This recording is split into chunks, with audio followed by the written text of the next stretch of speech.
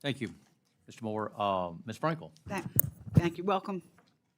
I'm going to just start by saying I'm going to echo my ranking member here, how deeply troubling it is that the Trump administration is dismantling the Department of Education, an agency that was established by Congress, and you're blatantly disregarding the funding priorities we set in the 2025 budget without our consultation or agreement.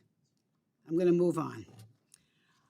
I speak to you today, not just as a member of Congress, but I'm also a mother and a grandmother, and I share the values of millions of Americans who believe that educating our children is one of our most sacred responsibilities. So I have a few questions. I'm going to help answer them, and then I have a big one for you at the end. So my first question to myself is, why should we have a strong public education system?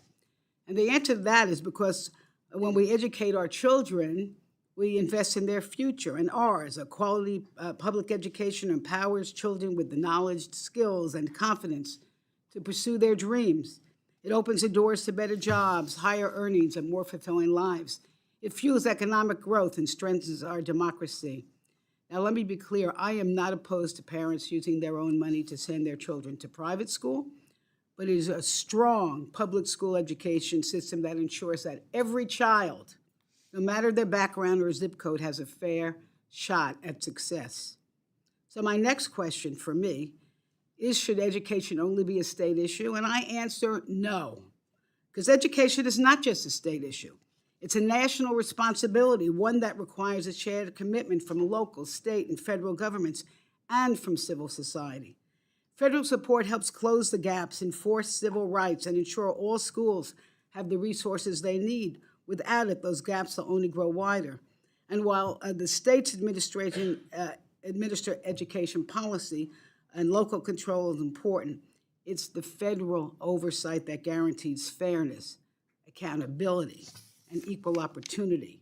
From desegregating schools to supporting students with disabilities to protecting children from discrimination based on race and sex, disability, national origin, or shared ancestry. The federal government has played a vital role.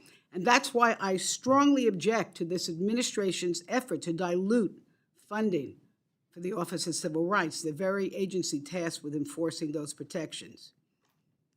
And my next question, which I will answer, is the claim that public schools are failing our children a false narrative? And that answer is yes. A child's ability to learn is shaped by more than what happens in the classroom. It's shaped by a lot of factors, including access to early education, food security, health care, family engagement. And this administration, with the Republicans, are attacking all of it, slashing food assistance, driving up costs with chaotic tariffs, cutting health care costs for our most vulnerable children and families. Can you believe? A hungry children does not learn. I don't care what school they're in. And did you know, or do I know? Yes, I know. There are hundreds of thousands of children on waiting lists to get into Head Start, a proven program that leads to a child's success in school. And in my home county, Palm Beach, where the president lives, millions in education funding in the 2025 budget are being illegally held, which means our school district's going to be forced to cut tutoring, after-school summer programs, social services, college readiness, teacher trainings, and student aid for college students are going to be gone. So my next question is the Trump administration shifting money out of public schools into unregulated private institutions? That answer is yes. You're cutting billions from public schools and pushing a new scheme, this tax scheme. Here's how it works.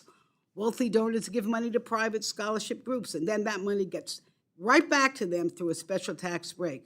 So in the end, the taxpayers are paying the bill. There's no oversight. There's no accountability.